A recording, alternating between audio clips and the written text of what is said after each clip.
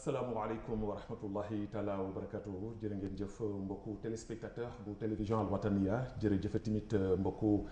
téléspectateur bu émission xeltu comme ñu koy defee talaata bu jot su juróom-ñaari waxtu jotee ñuy ànd ak yéen saa su nekk ngir mën a maanaam faram-fàcce lépp loo xam ni daan ko mën a faram-fàcce rawatina ci gan yu ñuy dalal ci émission bi nga xam ni mooy émission xeltu nekk ci 98e numéro mu juróom-ñeent fukk ak juróom-ñetteelu numéro xam ngeen ni benn numéro rek moo des ñu jëm ci li nga xam ni moom mooy maanaam téeméeri yi nga xam ne ko war nañ ko sargal comme ni ñu ko waxee rek muy anniversaire bi waaye laata ñuy dem foofu lépp ñoo ngi tey jii ci maanaam talaata comme ni ñu koy defee saa su nekk invité fi beneen kàngam boo xam ne tamit ci biir réewum Mauritanie lu mu ciy liggéey taxawaayam am na solo lool ki nu invité tey jii du ñuy ànd ak sunu réalisateur comme ni ma koy waxee saa su nekk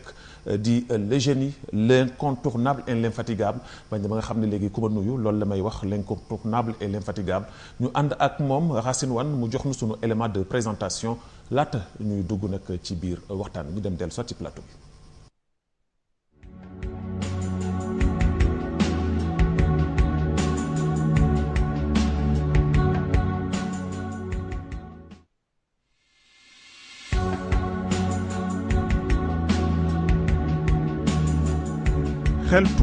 xeltu ci juróom-ñeent fukk ak juróom-ñetteelu numérom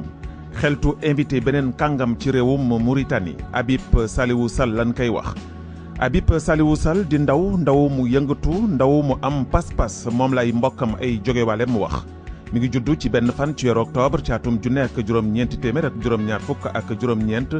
fële ca diwaanu Kër Mour di moom nag di waalo bu am pas-pas comme nin koy waxee saa su nekk koo xam ne mi ngi defee tu tànkam fële ca diwaanu Rosso ci kër maamam di yarahmu kii di Ousmane Gueye moomulee di Habib Sall dal li nga xam ni mooy école tu tànkam fële ca école Njurbel ca Rosso def fa li nga xam ni mooy lii di njàngu diggu doomam ak lii di lycéem gannaaw loolu mu tàggatu nag ci wàllu comptabilité def loo xam ni toll na ci ay at ba mu génnee am lijaasam yëngatu ci ay mbir yu am solo fii ci biir réew mi moom nag kii di Habib Saliou Sall jiite fi woon lii di association di mbootaay boo xam ni ndawu Kër Mour la laata muy jël lenge ya di ko jox beneen moromu ndawam mu nekk nag koo xam ni ku nu ràññ la ci wàllum politique di yëngatu ci politique fële ca Jidrum Moxga moom itamit kii di Habib Saliou Sall di taskatum xibaar jaar ci rajo Mauritanie nekk fa ba léegi jaar fële nga xam ni mooy ca télévision nationale mu nekkoon koo xam ni ràññe nañ ko ci yëngatoom ci kàllaamay wolof di fa liggéey bu am solo moom moomulee nag mu bokk ci ñi nga xam ni ñoo samp taxawal kuréel googu ñuy wax li nga xam ni mooy bennoo ak yokkoo ci réewum Mauritanie ñu koy wax coordination du mouvement pour l'unité et le développement ñu koy tekki ci wolof di géewu takku taxawu askan wi ba tax na mu ñu ràññeek nag ci yëngatu yu am solo yoo xam ne mi ngi ciy def ba tax na des fois sax dana am ay mbir yu bari yu ciy feeñ ñenn ci ñi nga xam ne ñooy politique ci réew mi am sax ba seen fit dana rëcc ba ñuy wax ni xale yi kat duñu teggi ndawal te am na foo xam ni bëgg nañ fa jëm te duñu ko nangu loolu lépp nag émission xeltu daan ko leral ci juróom-ñeent fukk ak juróom-ñetteelu numérom ñu dalal beneen ndaw ci réewu Mauritanie mu wan rek ni lii di kàllaamay wolof fii la fekk baax ci réewu Mauritanie ndax suñu koy natt di ko xool ci atum junne ak juróom-ñaari téeméer ak lu topp boobaak léegi wolof mi ngi ci réewu Mauritanie ñiy wax wolof bokkul ci réewu Mauritanie dafa mel na dañu xamul waaye ku xamoon dana xam ni bu baax a baax cërëm bu bare bare mi ngi fii ci biir réewu Mauritanie.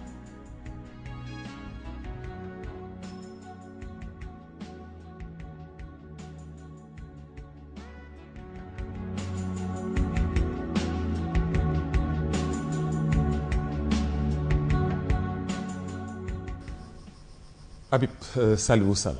tey jii ñu bëre xëy na Saliou tey jii moom dugal ko si njàmbaas ka tey jii ñu bëri si leen koy xam Habib Saliou Sall ñu ngi lay nuyu. waaw Babacar ñu ngi lay ziar bu baax di la nuyu di wax bismillahi rahmaani rahim wa sallallahu ala nabil karim comme xeltu la ñu ñëw xeltu moom képp ku fi ñëw rek il faut que nga leeral lépp indi lépp li nga xam ne en tout cas moom mooy mandarga yi ñu am bu baax mbégte di ñëw di toog fii ndaxte tey yaakaar naa ni. kilifa bu nekk bëgg na toog fii ci xeltu ñun nag ñu nekk ay ndaw di seetaan xeltu saay su ne ñu fiy dalal ay mag ay responsable politique yu mag yi nga xam ni seen xar kanam daan ni que wër na réew mi wër na sax bitim réew. kon tey bu ñu nekkee ay ndaw yàlla def xeltu di dox ba dalal ñu fii tey du ñu def lu dul sant yàlla d'abord. sant ki nga xam ni moom mooy Babacar Naam ak équipe bi nga xam ni moom moo ànd ak moom ci liggéey bu am solo bi nga xam ni yéen a ngi koy def.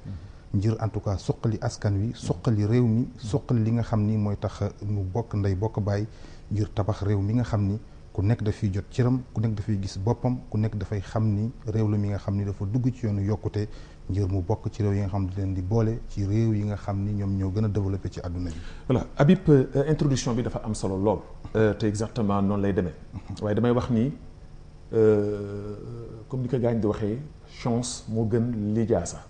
waaye tey jii chance boobu xëy na am nga ko ndaxte suñu demee bay wax ni ñu ngi tëj di 3e saison bi benn numéro kese des ko ñu tëj ko nga am chance tey jii bokk ci ñi koy tëj muy 98e numéro di juróom-ñeent fukk ak juróom-ñett ci numéro ci ñaari at donc xeltu dox foofu loolu dafay wane rek ni li nga wax li nekk na lu am solo tey jii du may sóobu ci waxtaan woo xam ni tey jii dana am solo ndaxte dana bare ñoo xam ni ñu ngi toog seen kanamu télévision tey jii ngir am lu bari lu leen leer Habib Saliou Sall yaa ngi yëngatu ci lu ñuy wax comme ni ñu ko waxee léegi benn kuréel bu ngeen samp ñu koy tuddee kuréel boo xam ni da ngeen di yëngatu ngir benn ak yokkatu muy maanaam un mouvement le mouvement pour l'unité et le développement comme ni ngeen ko tekkee tey ji nga ciy yëngatu kuréel googu est-ce que mën nga ma dellu si lan moo tax ngeen taxawal ka lan moo leen indil idée boobu ba ngeen jóg rek ngeen ni da ngeen di taxawal mouvement parce que wala fi daaw na leen woon gis benn yoon ñuy jóg di am yenn idées yi wala am engagement yi bien vrai que ni yàgg nañ fi kenn jëkku leen ci réew mi mais maanaam seen pas-pas wala seen gëm seen bopp dafa desoon ba tax na tey ji ngeen jóg def mouvement boobu lan moo ko waral. waaw jërëjëf Babacar laata may dugg ci leeral mouvement bi ak fu mu jógee ak ñu ko def damay gërëm bu baax ñi nga xam ni ñoom laa nekkal ci biir mouvement boobu muy mouvement pour l'unité et le développement di géewu takku taxawu askan wi mouvement la ba nga xam ni mu ngi juddu ci fukki fan ak juróom ci weeru février atum 2020 ay ndaw yu bokk ci dëkkaanu olof yi ñoom ñoo taxaw seetlu ci situation bi nga xam ni réew mi mu ngi koy doxee mu nekk situation bi nga xam ni daan ni que boo jëlee ci téeméer bu nekk juróom-ñetti fukk yi daan ni que ñu ngi yëg ay metit di yëg ay tawat ci li nga xam ni mooy doxalinu réew mi ñu nekk nag ay nit yi nga xam ni constitution bi mooy sartey ndey réew mi moom moo ni wolof dafa bokk ci ñi nga xam ni ci xeet yu nekk ci biir réew mi te constitution bu nangoo yow da nga bokk ci réew mi dafay am lu koy màndargaal warul nekk rek lu ñu bind lu koy màndargaal mooy ñu fexe ba gis olof yi ci yenn instance yi nga xam ni moom mooy màndargaal wax une république bu ñu waxee république nag lu ñuy tàbbale ci njiitu réew ma bu paree mu am ay ministre am cour constitutionnelle am assemblée nationale am député yi am sénat am tamit yeneen organes yi nga xam ni en tout cas ñoom ñooy màndargaal li nga xam ni moom mooy une république mais nun ñu nekk ay ndaw daanaka ñu ngi lem suñu fanweeri at ak nangam léegi ñu dugg ci ñeent fukk mais du ñu gis ni suñu xeet bii di olof dafa taxawaayam ci réew mi dafa des. taxawaay ci réew moom lan moo desal taxawaayam est-ce que tey jii du dellu si li may wax saa su nekk que ni wolof yi duñu ni yàcc ni yasar maanaam ñi nga xam ne ñoo fi nekkoon keroog bu ñuy moom jël indépendance dawal ba ci ñu nekk seen digg ñëw est-ce que yaakaaroon ni ñooñu li nga xam ne tey jii wolof perte na ko wala su fekkee ne valeur boobu ñuy wax ni amu ko ci biir réewu Mauritanie ñooñu ñi nga xam ne ñooy sunu ay baay ñooy sunu ay maam ñooy sunu ay nijaay ñooñu ñi nga xam ni suñu doon wax tey jii jaay maanaam dara ci yow jaay ñu dañoo ko jaay. xam nga lu waral loolu am Babacar neex na wax naam ay ndaw lañu waaye nopp moom mag moroom xam nga Mauritanie atum mai 1958 dafa amoon benn tournant bu important ci histoire politique réew mi ñu koy wax le congrès de Alec nag mu ñu am le 1er le 2 le 3 le 4 ak le 5 mai daanaka ñu woosi doomaanu réew mi yépp lu ko dalee ci penku ba soow bët gànnaar ba bët saalum réew mi ñëpp ñëw ngir ñu waxtaanee mbiru réew mi ndaxte boobu Mauritanie mu ngi xalaat moom boppam ñaari at la laata mu tënd moo boppam waaye ñu ngi doon waaj teg seen ay waaytaay ngir moom réew mi. man dama jàpp ni bis boobu amoon nañu yéene bu baax ngir doomaanu réew mi toog ñu xool nan la ñuy def ba réew mi nga xam ne mooy Mauritanie ku nekk jot cëram ñu tabax ka ngir fii ñu toll tey bu ñu fi tolloo mu fekk ñu weesu ay jafe-jafe yu bare. waaye yaakaar naa ni congrès de Alec boobu esprit bi nga xam ne moo animé woon ñi nga xam ne ñoom ñoo fa toogoon dafa mel ni comme dafa naax saay. waaye aussi ñen ñoo ko naax saayal. waaye aussi damay déglu sama benn grand bu may wax ni ma foo war a feeñ boo fa feeñul da ngay réer ba faw loolu moo dal olof yi. xam nga Babacar nit kenn du ko juddu bu rëy ndey ak bàyyi ful ak fayda borom. wala fii yàlla def nañu nekk fii jàng am ay diplôme am ay personnalité du ñu war a xam ni ci réew mi lu ñu bokk lépp li nga xam ni ñu ngi koy laaj ci réew mi ñu taxaw laaj ko comme ñëpp ñu ñàkk wala ñu am. mais su fekkente ni duñu bëgg a toog rek di xaar ba lépp sotti ñu sedd leen boo moytuwul duñu gaaw jot seen cër. kon su ma la déggee seen fulla ak seen fayda dafa des. non xam nga dafa amoon benn génération bu fi nekkoon ci jamono boobu wolof kenn du ko jam naa ne ñoom Moussa Gueye bi nga xam ni tey moom mooy papa ñoom Birama Gueye yii ñu si mel ne ñoom góor gi Ousmane Gueye wala seen ay waajur ñoom ñu si mel ne comme ñoom Ahmed Fall Mbeng ak ñeneen ki ñeneen. mais ñooñu dañoo amoon pas-pas. ak ñu si mel amoon xam-xam. ñu si mel ne comme Aline Diop le député Aline Diop le premier député wolof. ñu mel comme ñoom Makhtar Gueye à l'époque moo doon inspecteur de la jeunesse la woon nekkoon na fa député ñooñu Babacar ci jamono. ay symbole la ñu woon ay symbole la ñu woon. waaye ba nu joxee si jamono ba nu joxee lenge si jamono daan kenn mësuñu jam naane du naan taxaw mat seen cër jël seen cër. parce que bu fekkente ni par exemple Babacar du fa am daje fii ñu toog fi tey ñëpp ñëw toog ngir déglu yow boo fi nekkul du lay nettali rek te ku la nettali mun na la wax la li nga xam ni du loolu du mu wax la li nga xam ni exactement du loolu. kon nun boo gisee suñu mouvement bi ñu sos ko moom mooy rek en tout cas siiwal cëru wolof fii ci biir réew mi. voilà mais Habib parce que dafa am foofu dama lay téye tuuti parce que yéen da ngeen ñëw am lu ngeen fi fekk. maanaam da ngeen fi fekk benn kuréel boo xam ni depuis 1981 si lañ fi samp benn kuréel bu ñuy wax Aprolaw. Aprolaw ñu jël ko créé ko. taxawal ko. ñu ni ñooy kaddu wolof ci réewu Mauritanie. yéen ngeen jóg ni da ngeen di def seen mouvement pourquoi parce que lan moo waral loolu ndax da ngeen yëgul seen bopp ci Aprolaw boobu moo tax ngeen dem defi seen mouvement. waaw xam nga Aprolaw boobu dinaa fi indi leeral tuuti d'abord entre nous nag Aprolaw il faut que ñu leeral askan wi ni ay structures ya nga xam ni bokkuñu ay vision parce que Aprolaw structure la bi nga xam ni dafay toppatoo lépp lu jëm ci wàllu aada ak làkk wolof fii ci biir réew mi ñun suñu structure bi c'est un mouvement citoyen qui a des revendications politiques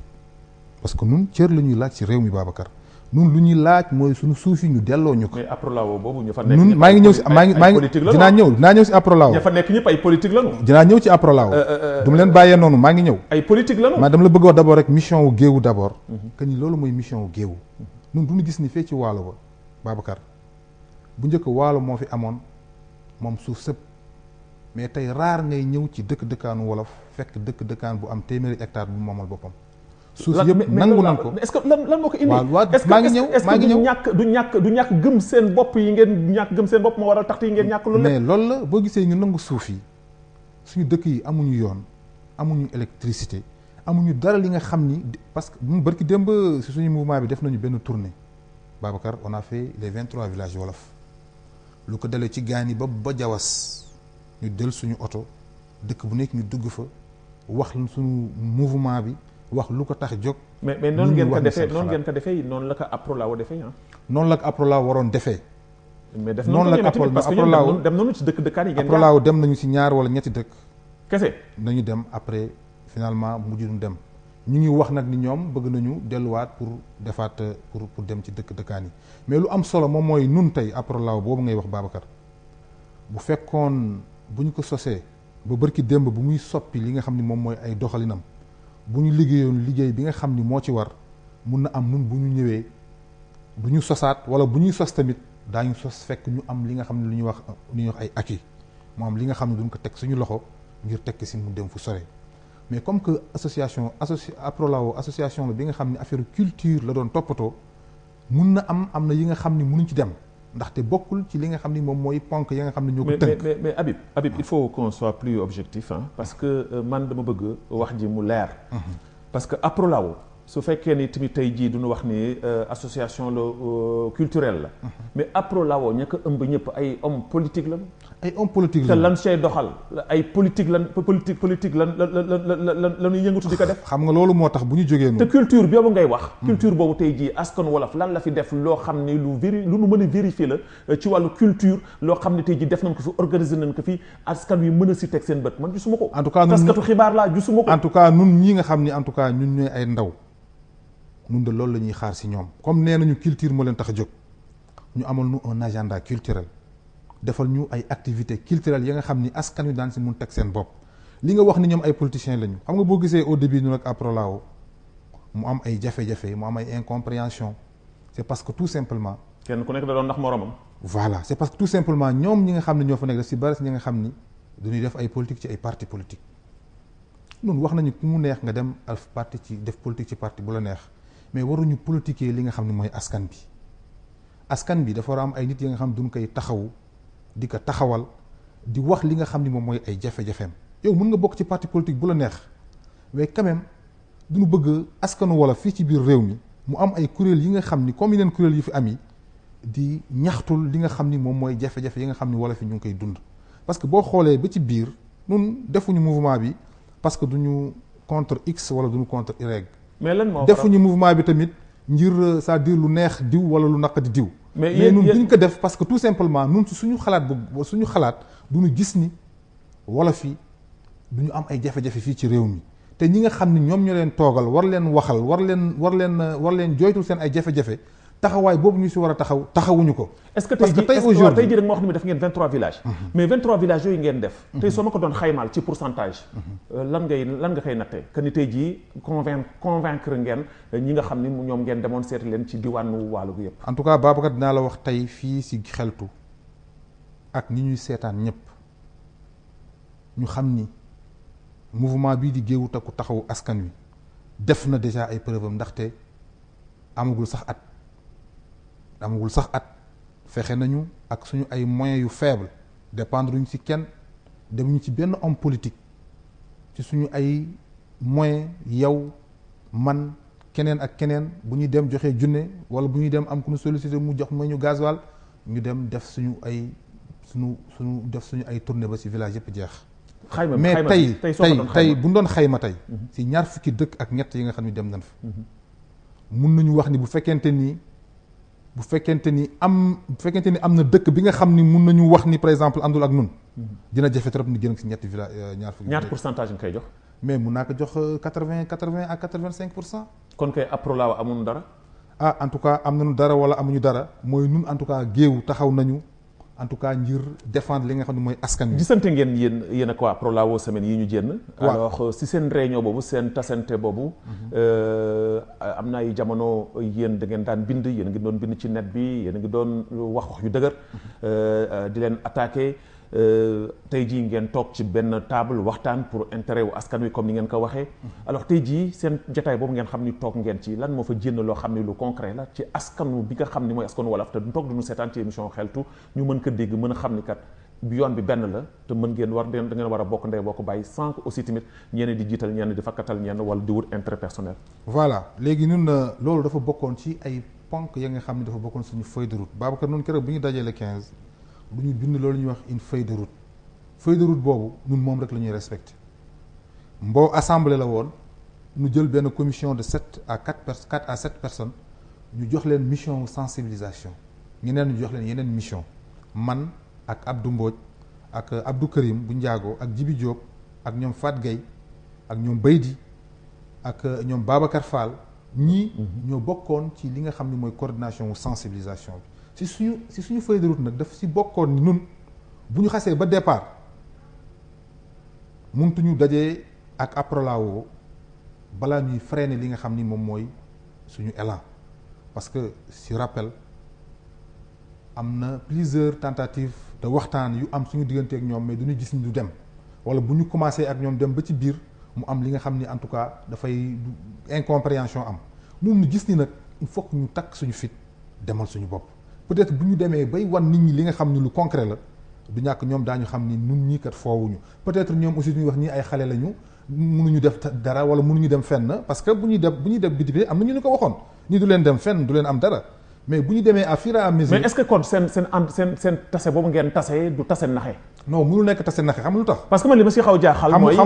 mooy tey jii débat bii tey jii ma la invité. tey jii da nga waroon toog waa APROLAO toog. mais je signale. et mu wax ko aussi tamit ci télévision bi askan wi seetaan yëpp. invité naa waa APROLAO jot naa ki nga xam ni moo yore lépp lu jëm ci wàllu communication pour ñu toog waxtaan ñu jàkkoo ñu jóg ñu waxtaan. leeral askan wi xëccoo bi amoon seen diggante problème bi amoon seen diggante te ko daje ngeen waxtaan ngeen que lépp mi ngi jaar si yoon mais waa APROLAO duñu daw dañu ni ma carrément que ni ñoom il préfère dem ci Facebook bind que dem ci nangam bind que toog ci rajo wala télévision di wax kon ça veut dire que kon man su ma déggee wala ma am gis-gis bu ma koy gis damay jàpp ni peut-être que seen ànd wala seen gisante boobu gisante naxante mbaay la te li ci kanam rawuli gët voilà léegi xam nga Babacar xam nga li nga wax dafa am solo tey mi ngi doon neex trop waa APROLAO toog fii. invité naa leen. bu ko defee man li may wax dinaa leen ko mën a wax seen kanam mais comme nekkuñu fi mais te ñun aussi ñun xam nañu fu ñu jëm donc ñun amuñu problème ñun waa Géew amuñu problème parce que suñu vision dafa teel leer ñun nous sommes un mouvement ba nga xam ni ay revendications politiques la ñu am bu ëllëgee bu kenn ku ñu gis ci politique du wax ah ñii de duñu mbubu yoo lii ba pare def lële parce que teel wax nañu ni ñoom kat seen mouvement bi politique parce que politique duñu gëm ni. jamono yi ñu toll nii fii ci réew mi ak ci àdduna bi xeex bi xeexu politique la parce que politiciens yi ñoom ñooy yor réew mi ñoom ñooy joxe cër yi ñoom ñooy orienté projet yi ñoom ñoo mën a tax réew mi mën a jëm ci kanam donc bu fekkente ni fu ñuy nasee ak di noccee amul ay wolof yi nga xam du fa nekk am fulla ak fayda. mais am ngeen fi ay cadre yoo xam ni ñoo ngi ci kaw ñoo ngi ci kaw. xëy na yéen li ngeen di bëgg xëy na li ngeen bëgg mooy lan maanaam di nos di nocc mooy lan. nas di nocc mooy ñun bu doon suñu sago tey duñu tàmbalee ci présidence de la république ñu am un wolof mu nekk un conseiller du président de la république amoon ngeen ko fa daaf la présidence non daaf ak conseil du benn xam nga daaf fonction la rek bi nga xam ni fonction administrative la Moussa Diop il était daaf parce que il a fait ses études administration la def ñu nommé ko daaf mais un conseiller président de la république si ay prérogatives am moom mooy jël ay nit di leen conseiller pour si yenn dossiers yi ñun en tant que communauté président de la République dama koy lancer un appel fii ci xeltu ñun duñu bëgg am un conseiller ba nga xam ni dafa xam les réalités socio-culturelles des wolof bu ko defee mu nekk à la présidence jafe-jafe bi wolof yi am mu wax ko problème mu suuf bi peut-être président bi am na ñi nga xam ni sax xamu ko ñi wala duñ ko jox la vraie information bu ko defee mu xam ni wolof yi am nañu jafe-jafe jëm ci wàllu wii xanaa lu mu ay lu yëwan sax bu fa wolof toogoon mais daan ko bàyyi xel yow Babacar xoolal luy xew ci réew mi. mais xoolal luy xew ci réew mi rek. mais foofu dafa am foofu. xoolal luy xew ci réew mi xam li xew ci réew mi. wala fii ils sont nulle part nekkuñu présidence wala fii amuñu ministre wala fii seen suuf yi nangu na leen. mais am ngeen ay direction wala fii am ngeen ay direction. non am nañu ay direction mais direction yi ñu am. wala benn directeur bu ñu am mooy un directeur général.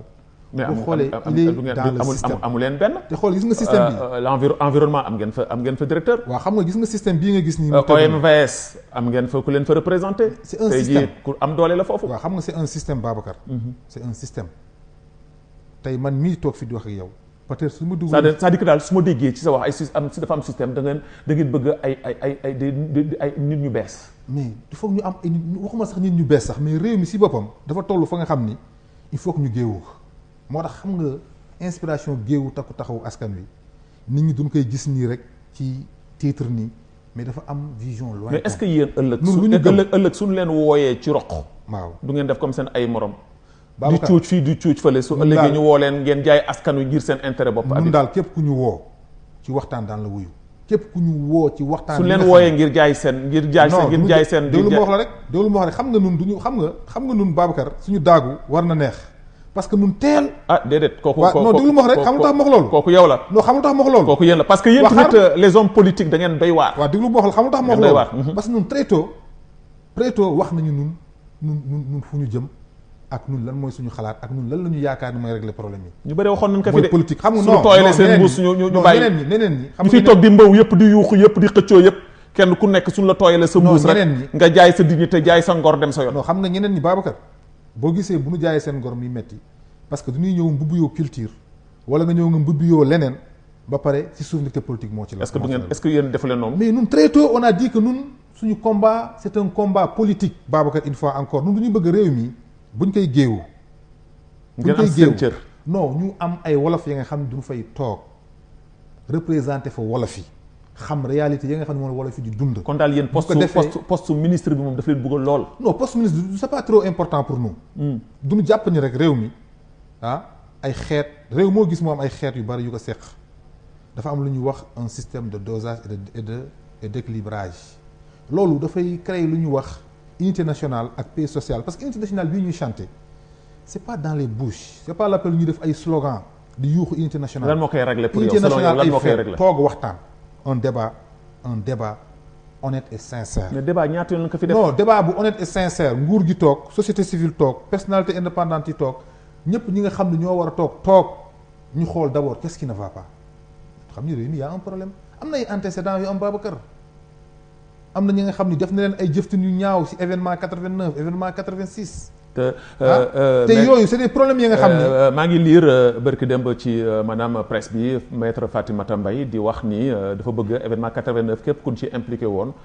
mu toog muy militaire bu mu mënti doon ak ku mu mënti doon na toog mu wax. lan moo ci rôle am. Babacar dans les est-ce que tey jii yow d'accord nga tey jii ñu yeewaat ñuy yee loolu. non du yee mais xam nga histoire. mbir la buy dem di dellu si rek li xew Mauritanie. du fii rek la mës a xew. xew na ci dëkk yu bari dëkk na ci réew xew na ci dëkk tubaab yi mais bu xewee ba yàlla def mu romb dafay am lu ñuy wax commission vérité et réconciliation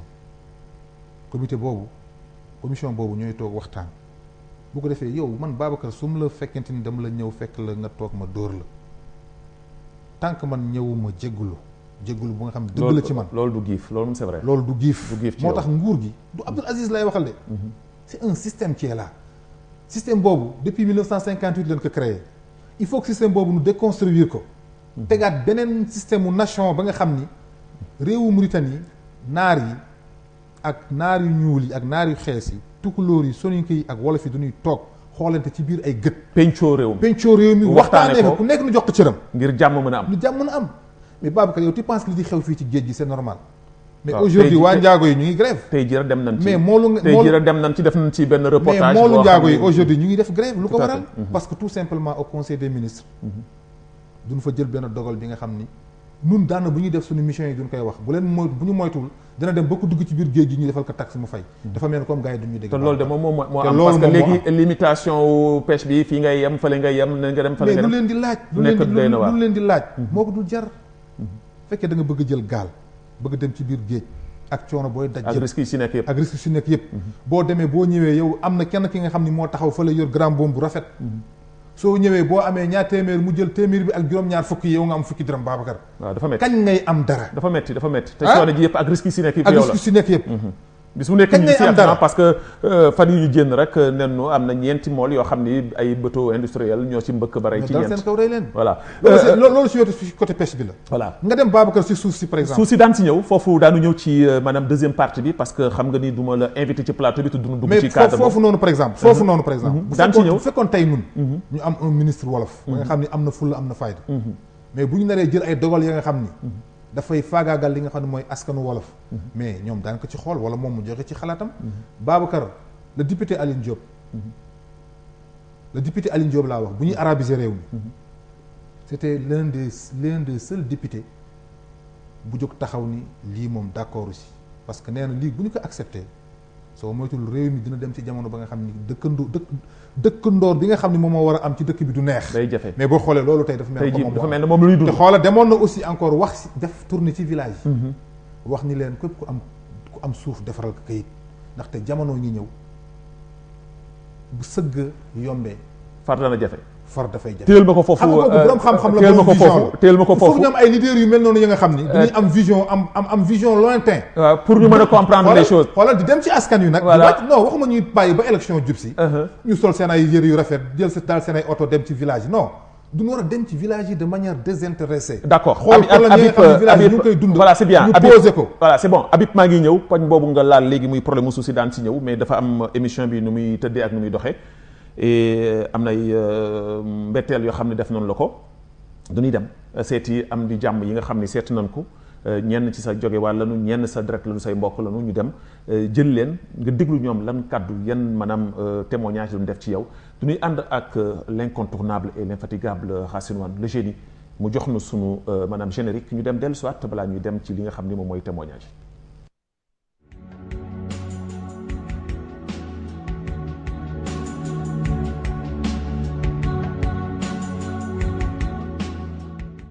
bon bisimilah rahmaani rahim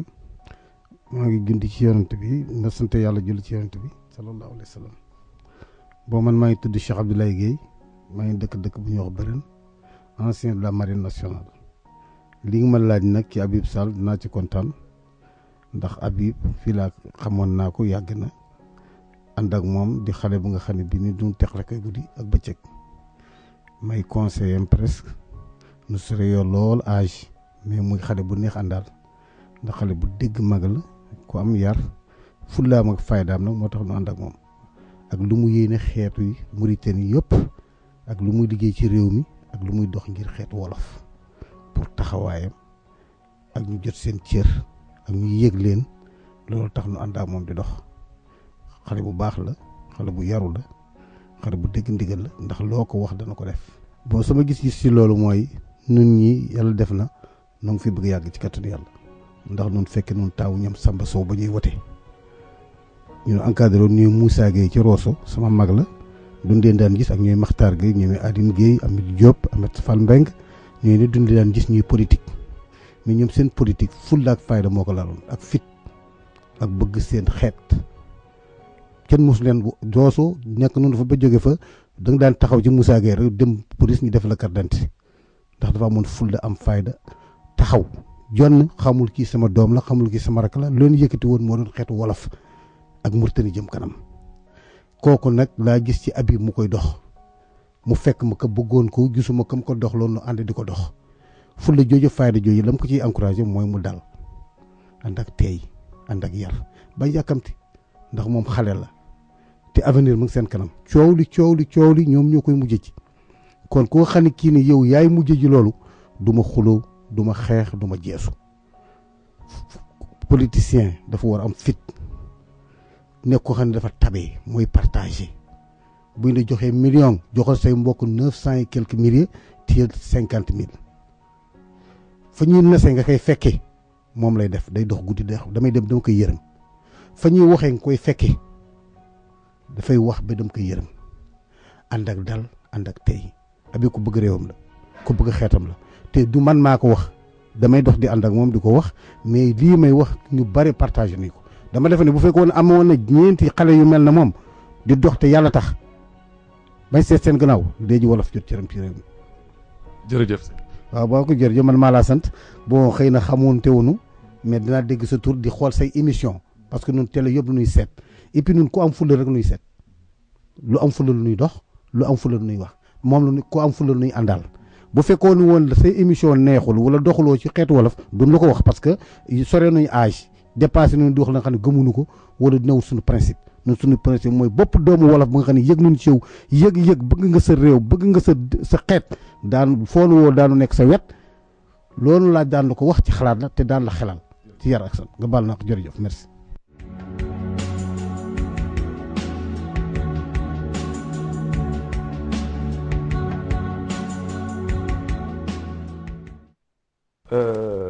monsieur Sall dégg nga li nga xam ni doyen wax na ko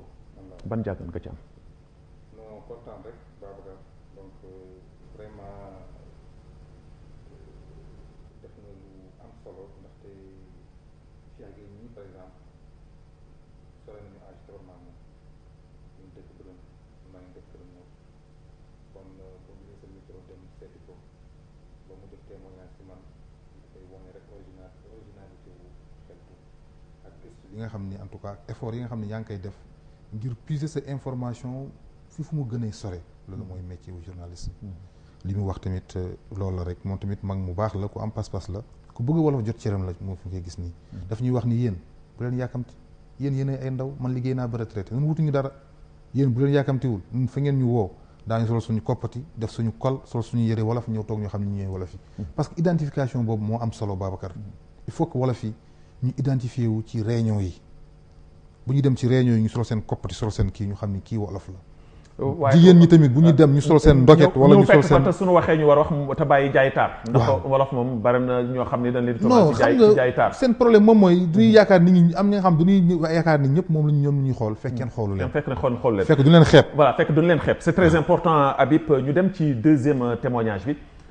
kii moom tamit ku la jóge la ngeen bokk deret bokk meen mu am lu mu wax ci yow am ay conseils yu mu def ci yow jox la ko dellu soit ci plateau bi.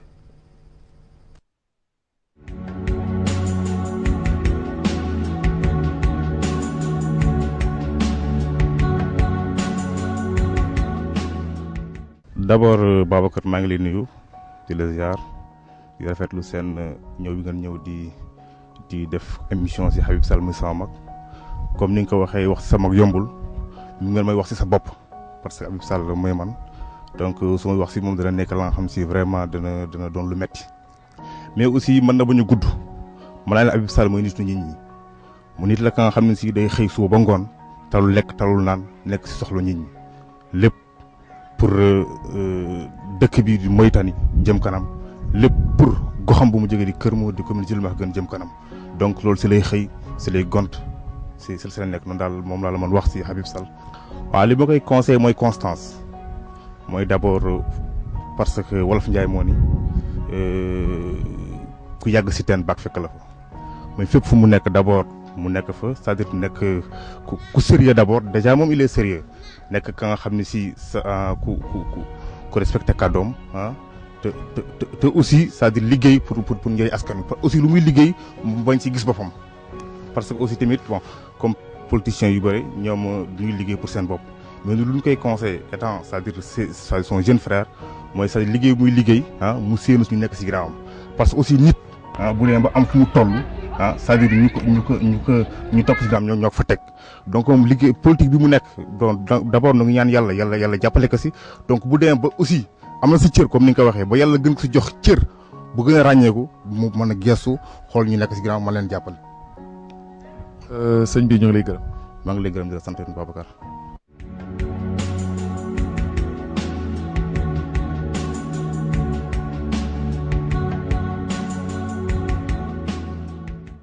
voilà Habib soo amee sa rak yéen a bokk ndey ak baay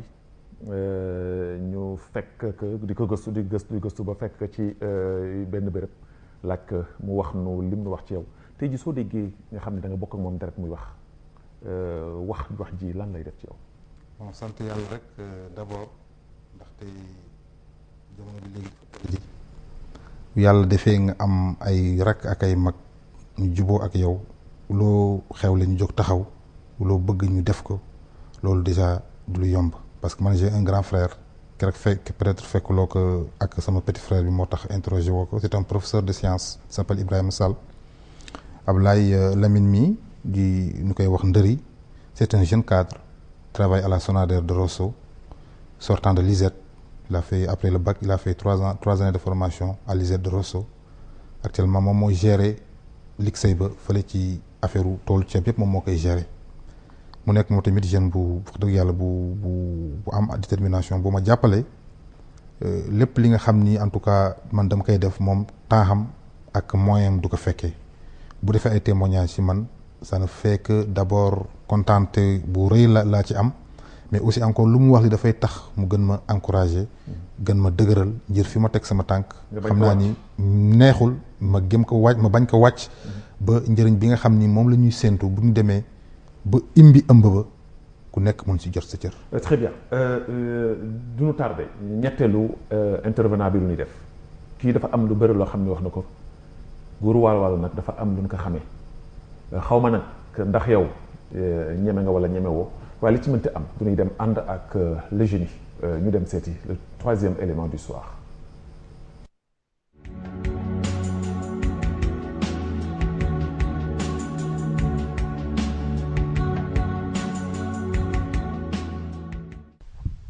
merci beaucoup Babacar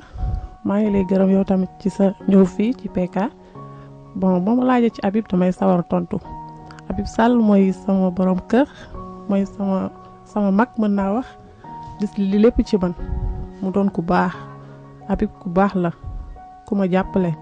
waaw man dama teel ñàkk papa mais Habib tax na man namuma papa moom moo ma jàppale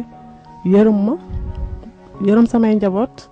jàppale ma bu baax jàppale ma ci lépp nag fànn bu ne kooku mooy Habib Sall mooy sama borom kër waaw moom mooy sama xarit mooy sama papa mooy sama confident mooy samay lépp waaw du ma def dara te Habib yëgu ko lépp nag moom la ci mbaaxam la waaw ba ma ñàkkee sama papa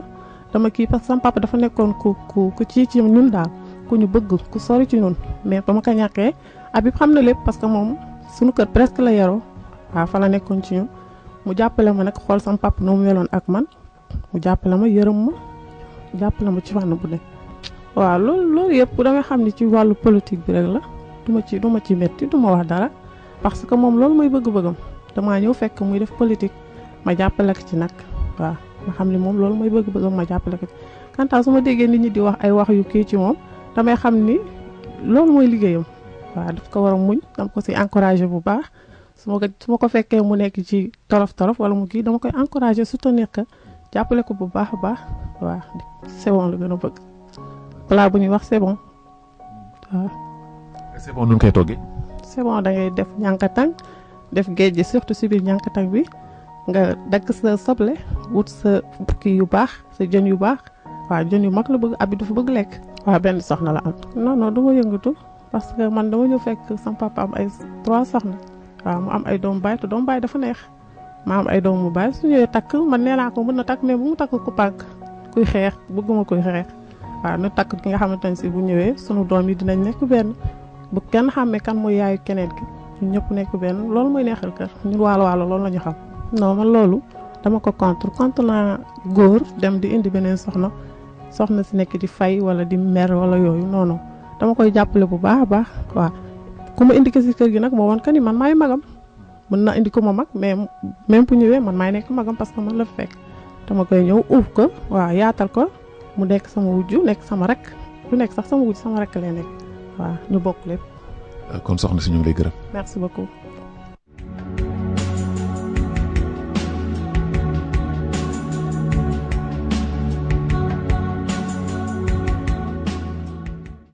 monsieur Sall man dafa am lu ma jaaxal. mooy. ceebu jën la doomu waalo xam la wolof xam jël ci jën ci dex gi deqi pataas bi jël ci légume def ko ci dank yow ñu ni c'est bon c'est bon xam nga rek xale yi ñoom lu nekk ñoo koy créer rek kon daf ko créer daal création rek la daal mu nekk plat bu neex plat bu spécial mais xam naa ne il faut que ma def benn ma invité la si benn jour nga xool c'est bon mais plat bu neex la bu bëree ay légumes ay trucs machin macha allah c'est très am na solo daal mais man lu ma gën a jaaxal mooy vraiment tey c'est-à-dire yow xeltu xamloo na ma li nga xam ne musuma ko xam di sama soxna mooy man musuma xam ni c'est-à-dire moom am na capacité d'expression bi. ak position bi muy jël ci yow ak position bi mu jël ci man. waaw loolu nag mooy wax naa ko El Hadj Guèye bi sama doyen bi ma ko invité ci plateau bi ma ne ko loolu moo ma gën neex ci xeltu xam loo nit ki ci jabaram wala ci yaayam wala ci frère am fi mu toll ci moom wala ci doomam fi mu toll ci moom te lu ma mosul woon xam. loolu mooy li ma gën a neex ci xeltu. non c'est vrai tey jii loolu nga yëg tey jii. loolu laa yëg honnêtement ci sama soxla ci li mu wax ak ni mu ko ak wax ji ak ni mu ko waxee ak les mots qu'elle a utilisés vraiment. maa ngi koy sant bu baax di ko gërëm li mu ma souhaité yàlla na ko yàlla def te ñu bokk man ak moom tamit sama sœur la. waaw Habib. ku baax la tamit. Habib amul benn jafe-jafe. Habib benn jabar nga am dégg na. waaw benn jabar nag moom laa am. pare nga pour takk ñaar. xalaataguma ko. doo takk ñaar. non waxuma du ma takk dama ne xalaataguma ko. bëgg nga ko. waaw su ma yàlla demee ba ma am. les possibilités parce que ñaari soxna dafa jafe lu ci charia wax moo jafe mais Habib bu fekkente ni yàlla def na ba ma am condition yooyu ñu réunir condition ci soxna yàlla moo koy joxe takk soxna condition yi ñëw waaw bu fekkente ni par exemple li may wut ci deuxième femme am naa ko sama première femme mais boo ma jàpp sama première femme rek te nga dama kon kànnaar gi rek bàyyil noonu rek Babacar. damal kànnaar gi rek nga di fa nga yem. en tout cas du xam nga lu tax waxeet lay bañ. dama bañ si wax ci xeltu. ah te image yi dama te image yaa ngi fi bu ëllëgee su amee ndaw si ñëw si yow mu jox nga jox ko élément bi mu ñu waxee dala loolu daal lay daw waaye daal moom mat na aawa mat na ñaareel mat na ñetteel mat na ñeenteel. voilà Habib du ñuy dem ci dernier élément bi nekk na koo xam ni ku du wax ci yow kooku moo war a jëkk wax ci yow ndaxte dafa am lu mu wax lu bëri loo xam ni ku doon sa sago nga dégg ku jóge ku mel noonu si yow wax li ni mel ñu dem seeti le dernier élément du soir.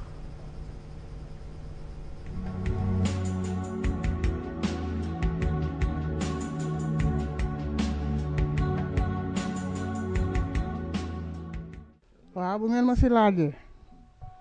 dinaa ci wax ndax man maa jur sama doom xam jukkoom xam li ma jànkoonteeg moom macha allah xale la waaye bi muy jógee di xale bu tuuti tolloogul fii xamagul dara xam naa ne rek dina am yërmande ndax boobu la yërmandeem commencé wax dëgg yàlla ak yonentam ba mi ngi dox ci waay juram lu mu war dox feppam yu mu am mi ngi koy bokk ak waay juram mi ngi koy bokk ak ay jigéenam mi ngi koy bokk ak ay bokkam xam naa ni daal bu soobee yàlla ak yonentam ba du fekkee ñaanu way jur la dina jëm kanam waaw bu fekkee ñaanu way jur rek la dina jëm kanam ndax fonk na waajuram bëgg na waajuram dërëmam bu mu am mi ngi koy bokk ak waajuram kon doom su defee loolu yaakaar nañ ci moom mu avancé léegi man li ma koy dénk ci waajur ak doomam premièrement muy njub laa ko jëkk a dénk waxam dëggu laa ko jëkk a dénk am ay bokkam ànd ak ñoom ci sutura ak teraanga laa ko jëkk dénk addina bi nag tabaar fakàlla ñii dañ lay bëgg ñii dañ lay bañ mun loo bëgg ñëpp mënuñu la bëggandoo ñëpp it mënuñu la bañandoo moom nag nit la nga xam ni gii macha allah yal na ko yàlla lafal cat ànd naa ki bokkam daal yal na ko yàlla jàppale won ko yoon wu leer nag bay li muy wut yàlla jox ko macha allah teel na feeñ ci moom léej na bi muy xale léej na waaye léej gi yëpp taxul mu dugg ci lu mu warul dugg wala mu def lu mu warul def wala mu di tooñ yi mu warul tooñ léej na lëju xale rek de taxawuma loolu ndax nit gi boo seetee situation da ngay ànd ak dal ak teey ba xam nan la ak naka la ndax dëgg la soxnaam mi ngi toog fi mu war toog mu ñël na ko amal na ko suturaam amal na ko teraangaam di xale bu tuuti di doomu ndeyam ñoo bokk xeet bu naawee mu naaw te mi ngi toog ci këram toog ci néegam muñ ànd ak sutura ànd ak teraanga kon du dem rek dugg ci loo xam ne li jabar nag moom falaa budda góor ñëpp bëgg na lu bay ñeenti jabar waaye da ngay toog ba nga man ka yaay booy ñu ngi lay gërëm di la sant. waaw kay man tam maa ngi leen di gërëm di leen sant yaay booyam yàlla na yàlla def sutura yàlla na leen yàlla iir malaanam sutura yéen ñëpp ndax yi ngeen di yëngu yëpp da ngeen di yëngu rek pour rek macha allah jàmm ak salaam ak suqali sunu askan wi rek bay nu man rek kontaan loolu rek a tax ngeen di yëngu jërëjëf naam.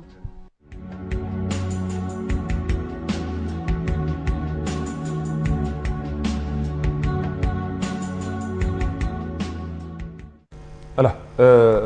Habib Saliou Sall dégg nga kàddu yi nga xam ne moom la sa waajur bu jigéen wax kuy ñaan yàlla rek da ngay ñaan tey jii nga am waajur rawatina nag ci télé àdduna yëpp di ko seetaan mu lay defal témoignage yi ni mel lan lay yëg. moo tax Babacar ma ni xeltu vraiment fii la lépp di xewee mais aussi xeltu opportunité yi muy jox nit ñi c'est des opportunités yi nga xam ni kenn mënu ko natt ndaxte tey lii ku ko am daan ni ko soxlatoo ngi wut dara ci àdduna boo amee sa soxna wax ci yow lu rafet sa rakk say dëkkandoo say am di jàmm sa waajur wax ci yow wax ju rafet daan ni ko yow mën nga sant yàlla wax alhamdulilah rabbil alamin ndaxte al jannatu taxta aqdaamil ummuhaati ajjana mu ngi ci suufu tànku ñaari waajur yonent bi sallallahu alayhi wa sallam dellu si tamit wax ni topp leen seen waajur yu jigéen ñu wax ko ak ban mu ni seen waajur bu jigéen ñu ni ak ban mu ni seen waajur bu jigéen ba muy ñetti yoon mu ni sa waajur bu góor kon man tey Babacar sama première sëriñ sama première gàllaaj mooy soxna si di Khady Babacar Diouf nekkoon présidente coopérative des femmes de Kër Mour pendant presque 20 ans daaw jéeg la bàyyi jox xale yi ndaxte mag la am na ay jeunes yu jóg mu comprendre ni xam ni xale yi joxe laata ñu koy nangu ci moom yow moo gën a rafet kooku message la lancé loolu message la lancé foofu moo taxit ki ko yor tey doomam la lépp lu muy xalaat ñëw ci moom mu ni ko nii ak nii ak nii ñu am collaboration bu rafet ça c'est important mu jógee foofu tamit nekkoon aussi encore conseillère municipale bu commune bu Jidul Mahgan kon kii boo laajoon Cheikhul Mawlud un homme que je respecte très bien sama xarit sama compagnon politique boo ko su ma ko waxee maire baa ngi lay nuyu lu ma njëkk wax mooy Marguerite Thatcher Marguerite Thatcher la koy ndax xolam fulaam ak faydaam ak dame d'affaires la nag voilà soo gisee muy ñëw sax parfois dama yónni ko waaye yaa lu xew mun ma lan la man dama yaakaar da nga mer ma meruma ndax am pas-pasam ak kanamam foo gis bu la ubbilul moom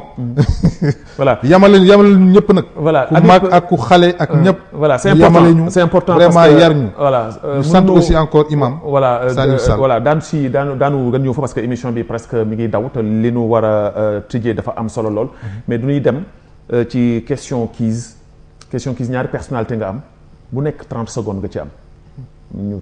jox la ko nga seet ndax daa ko jàpp wala doo ko jàpp ku fi jaar nag bari na ñoo xam ne dañuy daanu ba jullut xaw ma nag yow ndax daa dem wala doo dem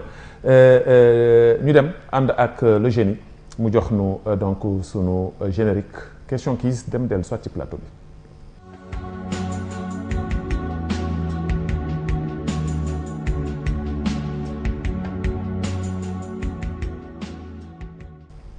alors pare nga pour ñu dem 30 secondes. Oui. alors Rass wan nu sunu première personnalité tey jii.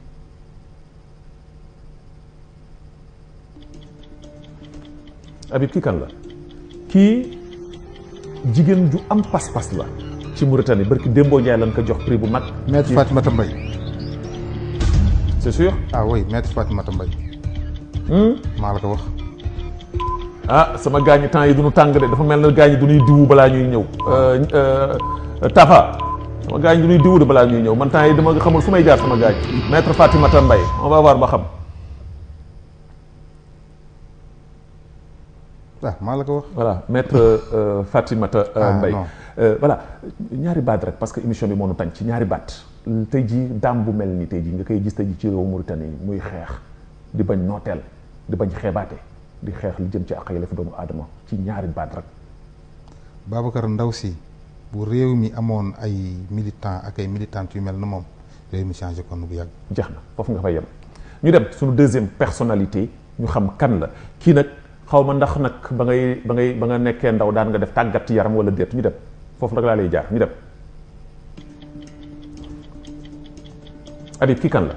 est-ce que ba ngay nekk ndaw daan nga football. daan naa football. mënoon nga ko. mënoon naa ko baax joué naa même championnat joué naa coupe nationale j'ai joué une finale de coupe nationale. ah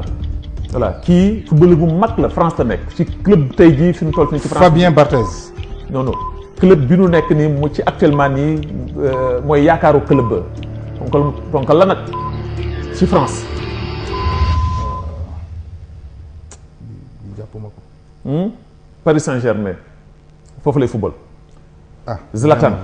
Ibrahimovic voilà donc foofu moom sans photo léegi nag comme émission bi presque tënk nañu ko jeex na presque mu ngi jeex ci ay minutes rek moo ñu si dese pour ñu tënk ko Habib du ñuy ñëw nag jeexale émission bi ci li nga xam ne mooy problème suuf yi nga xam ne moom moo am fële tey jii nga xam ne mooy Càmbeen am ci yenn yu dëkkaan yu bëri ci waalo gi am ci Fuuta gi am feneen mu indi ay problème yoo xam ne d'une frustration indi ay jafe-jafe ci askan wi tey jii suy dund boobu ngeen xam ni yéen seen mouvement bi nga xam ne yéen ngi xeex maanaam àq ak yelleef ak cëru wolof ci biir réew mi waxuma sax léegi wolof ndax daf koy jéggi ndaxte problème yooyu mu ngi tey jii fépp tey jii ban kaddu mooy sa kaddu ak tey jii lan ngay lancé tey jii muy message boo xam daa ko jox kilifa yi nga xam ne ñoo ngànk réew mi. d'abord mooy le président de la république keroog bi muy defee tournée ci Trarza Babacar man dama simi sama yére le préfet de Rosso dafa ñu aaye woon ni kenn du waa Cambérène duñu recevoir président de la république keroog ma ne ko bu fekkente ni ñun ay Mauritaniens lañu tey daañu recevoir président bi dinu recevoir sinon daañu tëdd ci tali bi cortège présidentiel bi jaar suñu kaw mu def caaxaan ma def dëgg ma ni gars yi taxaw leen rek yéen taxaw leen ñu taxaw bu ñu defee caaxaan boobu ñoom bu ñu defee caaxaan lu ñu def dëgg mu ni gendarme yi nañ ñu intimider pour ñu bañ dem ma ni gendarme yi bu leen dugg ci erreur keroog président bi bu mu ñëwee man maa ko gàttandu nuyu ko waxtaan ak moom poser que le problème de Cambérène d'abord am na li nga xam ni digaloon nañu ko ba léegi ñu ngi koy xaar gisaguñu ko parce que keroog le président de la République dafa waxoon dafay accorder une audience aux gens de Cambérène pour trouver une solution à ce problème là. ba tey jii réglé ko ba tey jii problème yu réglé te yéen a ngi koy xaar ba léegi en tout cas man dama doon xaar tey xeltu pour ma lancer ma fàttali njiitu réew Mouhamadou Abdoul Aziz pour mu xam ni waa Cambérène ñu ngi toog ba léegi di xaar ngir ñu régler seen problème digganteem ak ci nga xam ni mooy raxaax la boobu ñëw fekk seen suuf tëdd si am ñu ko jàppale muy def lu ko neex waa Cambérène Babacar nguur gi ñoo leen jàlle woon ci événement 89 bu ñu leen dellu see njiitu réew mi nga xam ni moo fi def lu fi kenn deful ci ñaawteef muy Mansour Ahmed Taya moo leen delloo si joxaat leen seen suuf jox leen moto pompe mais keroog bi naar bi di ñëw ñu dindi waa Cambérène dafa fekk ñu jiw seen mboq ñu jël moto pompe bi xëcc ko dii ko mboq moomu noonu la yàqoo ba tey kenn lekku ko. léegi justice daal ngeen di ñaan. non justice la ñu bëgg parce que xam nga dox ma wax la justice sànq wax naa ak sama ndorteelu waxtaan ma ni réew moo gis mu am ay jafe-jafe boo demee Rwanda boo demee ci yenn réew yi nga xam ne réewu Afrique sowu jant amoon nañu ay jafe-jafe yu mel nii mais bi jafe-jafe yi jeexee du ñu def lu ñuy wax commission vérité et réconciliation ñu situer tous les problèmes dégager les solutions ñuy baale ñuy jéggale bu ko defee problème mu jàmm parce que ay pour ñu mun cohabiter si jàmm mën a man mënuma Babacar nekk Kër Mour ma am sama suuf yow nga ñëw nangu ko di ko utiliser man mënuma ko utiliser ba pare nga yaakaar jàmm sama diggante ak yow mënul nekk. voilà dafay metti donc problème mu Cambérène boobu nag problème mu Cambérène boobu waaw jeex na Cambérène mooy symbole bi parce que journal bi mooy ñëw léegi te tey dina xaw a am tuuti retard. voilà Cambérène mooy kii bi mais boo xoolee dëkkaan wala fépp ñoo koy dund. voilà kon nag ñun bu ñu donc bëgg message bi je pense que message boobu leer na nañ je pense que ni message bi leer na defe naa ne li nga wax ni njiitu réew mi ngi koy dégg yeneen kilifa yi ñoo ngi koy dégg te je pense que ni comme ni ma koy waxee saa su nekk xeltu fii la lépp di leere te loolu mooy tamit que maanaam objectif u émission bi fexe ba kenn ku nekk am sa kàddu mën ko wax dans le respect de l'autre pour que lépp mën a rafet lépp mën a jaar ci yoon te je pense bien que ni message yi nga xam ne ñu ngi ko fiy lancé kilifa yi ñu ngi ko fiy dégg parce que bari na yoo xam ne jaar na fi te ñu saafara ko te defe naa ni kon waa Cambérène ñu ngi xaar seen suuf comme ni mu ko waxee moom ki nga xam ni moom mooy tey jii Habib Saliou Sall mbokku téléspectateurs yi comme ni ma koy waxee saa su nekk di gërëm di sant bu baax a baax l'équipe technique Ndiaga Tafa Dian Eli Cheikh ki nga xam ni moom mooy le génie comme ni ma koy waxee Racine Wane Berté Kendem di gërëm l'équipe bi nga xam ne ñoo nekk ci maanaam xeltu di leen jox daje incha allah talaata bële ñu ñëw ndaxte talaata bële mooy émission bu mujj ci saison 3 laata ñu jëm le 14 incha allah bi su neexee borom bi ci anniversaire bi ñuy wax rek ni képp koo xam ne war na koy incha allah bi su neexee yàlla war nga ko yëg daa ko yëg yal na si yàlla yóbboog jàmm ñu leen jox daje incha allah talaata bële ñu ñëw ci beneen émission xeltu yal na yàlla jàmm ci biir mi wasalaamu aleykum wa rahmatullahi taala wa barakaatu.